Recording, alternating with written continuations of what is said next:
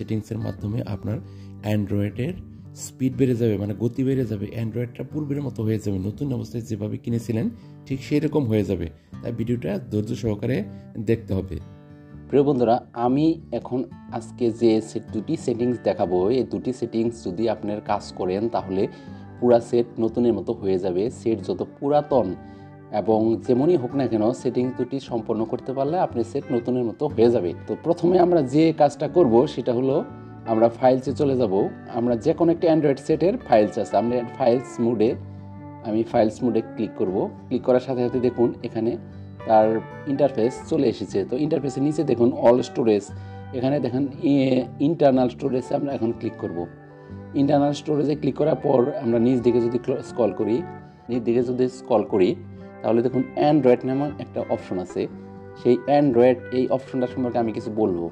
সেটা হলো কম্পিউটারে কিন্তু আপনার অ্যান্টিভাইরাস আছে, যেটা অ্যান্টিভাইরাসে আপনার সকল ভাইরাস খেয়ে দেয়। কিন্তু আমাদের অ্যান্ড্রয়েড সেটে কিন্তু কোনো অ্যান্টিভাইরাস নাই। এটা আপনি ম্যানুয়ালি হাতের মাধ্যমে বা নিজের চিন্তাধারার মাধ্যমে এই সেটিংসগুলো আপনি সম্পন্ন করে নিলে আপনার মোবাইল সেট দীর্ঘদিন ভালো থাকবে এবং এই সেট অনেক ভালো পারফরমেন্স দিবে। তো এই জন্য প্রথমে আমরা অ্যান্ড্রয়েড ফাংশনে চলে যাব। অ্যান্ড্রয়েড ফাংশনে চলে গেলে দেখুন এখানে কিছু ফাইলস আছে। আপনার ফাইলসগুলো যদি প্রয়োজনীয় না হয় সেই ক্ষেত্রে আমরা ব্যাকে চলে যাব। তাতে কী হবে, এই ফাইলসগুলো কিন্তু আপনার রিমুভ হয়ে যাবে। তো কীভাবে রিমুভ হবে সেটা আমি এখন দেখাবো। তো অ্যান্ড্রয়েডে প্রথমে সিলেক্ট করবেন। সিলেক্ট করে তারপরে কোনার থ্রি ডটে যদি আমি এখানে ক্লিক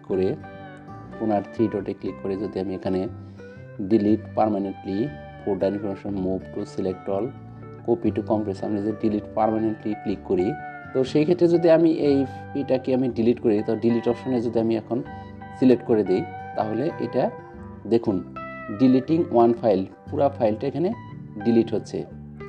ডিলিট হয়ে গেলে কি হবে, এই অ্যান্ড্রয়েডটা অনেক সেফলি স্মুথ বা অনেক ঠিকঠাক মতো কাজ করবে।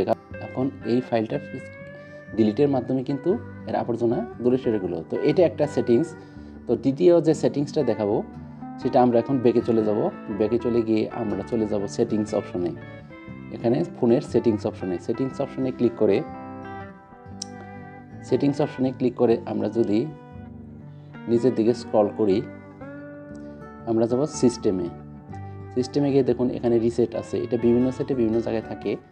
তো আমি এইখান থেকে এই রিসেট অপশনে যদি এখন ক্লিক করি তাহলে দেখুন দুইটা অপশন দেখাচ্ছে, reset network settings, factory data reset. তো ভুলেও কখনো ফ্যাক্টরি ডাটা রিসেট দিবেন না।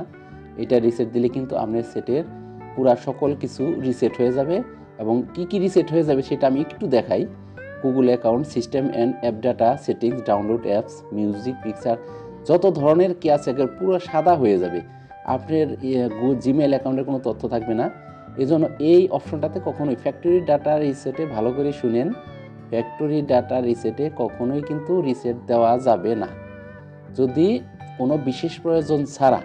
তো আমি এখন রিসেট নেটওয়ার্ক সেটিংস এটাতে যদি ক্লিক করি সেক্ষেত্রে নেটওয়ার্ক সহ অন্যান্য কিছু রিসেট হবে।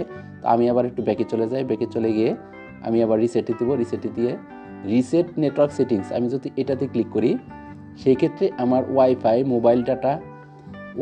মোবাইল ডাটা এগুলো কিন্তু ব্লুটুথ এগুলো যা আছে, মোবাইল ডাটা মানে কি আনইউজড মোবাইল ডাটা, সব কিছু রিসেট হয়ে যাবে। তো আমি এই রিসেটটা দেওয়ার জন্যই মূলত আপনাদের দেখাতে চাচ্ছি। কিন্তু এর আগে যে রিসেটটা দেখাইলাম ফ্যাক্টরি ডাটা রিসেট, এটা কখনোই দেওয়া যাবে না, বারবার বলতেছি দেওয়া যাবে না।